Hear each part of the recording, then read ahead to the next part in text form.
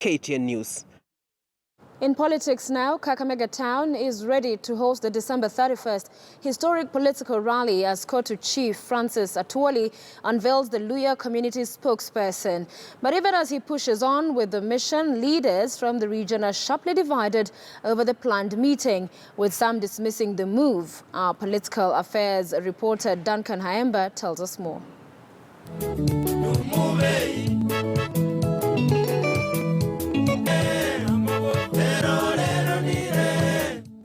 For several months now, firebrand trade unionist Francis Atwoli has been a man on a mission whose climax is December 31st, when he'll formally unveil his finding for the new Luhya community political fulcrum.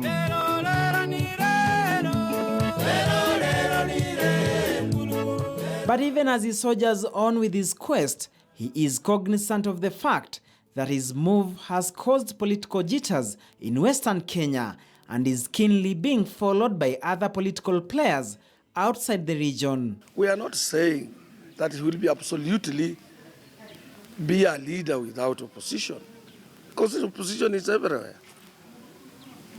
Raila is undisputable spokesperson and political leader of Luhya Nyanza, but he has opponents, people like Raphael Tuju, speaking on behalf of Jubilee. We have Kalonzo Musyoka is undisputable of Kamba people, after Mulu Mutisia, after Paul J. Ngei. But he has opposition in the name of people, or in the name of people like Alfred Mutua. Cannot rule it out. Now in Mombasa, after Sharif Nasir, the late Ngala and so on, Joe has emerged. There's no doubt in the minds of Kenyans that Joe at the coast is the leader. But he has opposition from people like Mungaro.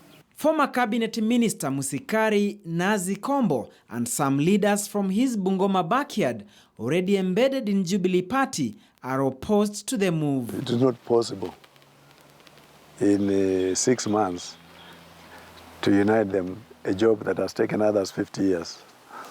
It's not possible. I don't agree with that notion at all. Luhya is Luhya, and Luhya is a tribe with 18 sub-clans, not sub-tribes as people are made to believe. And I'm sure I don't go into anything that I'm not sure it will succeed. I'm 100% sure that this will succeed. This attempt will succeed 100%. For Atwoli, the resistance from some quarters is not a new phenomenon, and it's not only being felt in Western region. Look at the Deputy President William Ruto. He no longer has 100% control of Rift Valley. I stay with the Maasai. They have their own thinking. See what is happening in Bomet. Isaac Ruto has a sizable number of people behind him, and his Mashinani party is going to have MPs, no doubt, in the minds of the Kipsigis people. We have Khan, which is strong in Baringo, which is strong in Keio, which is going to spread up to Turkana. So Ruto cannot claim he controls Rift Valley. According to Kombo, the push by Atwoli is coming too late in the day. They have done it over the last 50 years. We were unable. Okay? And therefore, since we didn't do it 50 years ago, to try to pull ourselves backwards to 50 years, we will be left standing alone. And whoever we are going to name on 31st of this month, we will not claim that he will have absolute control of Western Kenya. Kenya is a democratic society, a democratic country. And so many groups will emerge either to oppose him or to support him. But he will be the person enjoying the majority of the Luhya people. So I'm not saying that we can't be able to make it. And I want to assure people that it has not been elusive, or Luhyas have never suffered from illusory competence.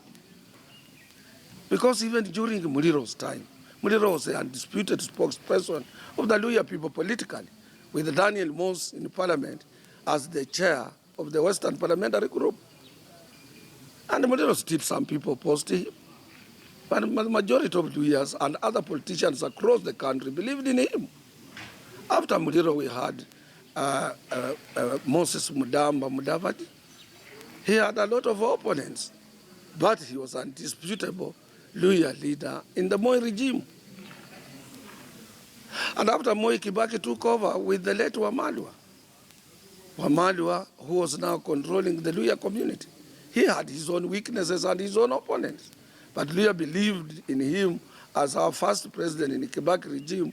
He was our spokesperson. So it is not that whoever we are going to name, he will be there without opposition. But what we are saying, whoever will be opposing that person will be irrelevant. Because in the minds of the majority of the Luhya people, they will know their leader has been unveiled. These guys built their mini nations 50 years ago. We failed. We didn't do it. And I've just told you, even at independence, when Muliro tried to put them together, he didn't succeed. Osogo went with Kanu, Otiende went with Kanu, Brud Nabwera went with Kanu. That's the time we should have also created our nation. So that time has passed. So somebody to say my attempts will fail after 6 months, when are we divided? That's the question I've been posing to people. Because an issue of division in our community was imposed on us by the external forces to make us believe that we are divided. We cannot come together and achieve whatever we want. And I don't see, I have never in my public life next year, on 3rd of September, will be 50 years. I have never attempted something I think I will fail. I work on SMART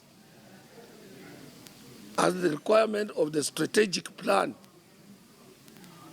which says whatever you are doing, it must be specific, measurable, appropriate, relevant, and time-bound. And the time is now. I think our route should be different. We should be saying, how can we join other Kenyans to be able to influence positions of how the country is governed with others, not us standing alone. Apana. I don't think that Western lacks a strategy. It's somebody who says that and then it doesn't understand what strategy is all about. The COTU boss has been pushing for the Luhya unity by bringing senior politicians from the region together. The Luhya elders, the Otiende group and so on. I, Kombo, was their first patron. I'm the one who set them up and met them in Kakamega and said, bring somebody from every clan and see whether we can galvanize our people together. It hasn't worked. In 2002 election, people say Luhyas voted as a team. No, they didn't. Yes, they voted for NAC, but through different branches. Wamala wanted them to vote NAC through Fort Kenya, but people like Muda Awori and group went with Raila. So yes, they voted in NAC, but the routes they took were different. So that myth about they had all come together is not true. There is already a division. Bungoma, we are seeing in the hand of Jubilee there, Kakamega, ODM, Vihiga, ANC. Busia is literally ODM, let me tell you. I don't think Ababu Namamba is going to change that voting system in Busia. I'm seeing majority of them are still in ODM. I've talked to my counterpart in Busia. He tells me, Governor Karanga, nobody should cheat you. Busia is still in ODM. So I'm not seeing a situation where Western Kenya is going to vote as a bloc. I don't see that one happening. I don't think in 2017 we can get it. I don't think so. So we should be looking beyond 2017. I'm not a failure, and I'm a bad loser, and I'm not going to lose. So I want to assure Kenyans that they should watch on what will come out on 31st. And I've gone in every area of the Luhya residence, from Trans Nzoia to Busia, from Busia to Hamisi, in Sabatia, and Sabatia in Vihiga.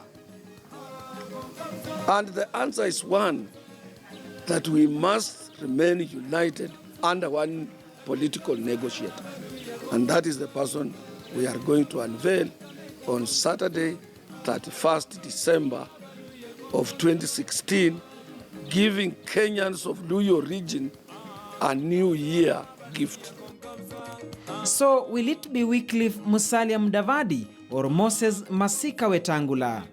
Both leaders are the senior-most politicians in the region who command the two dominant Luhya subclans, the Maragolis and Bukusu, which have historical sibling rivalry.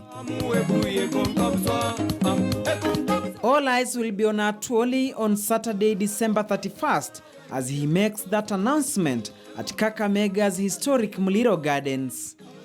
Duncan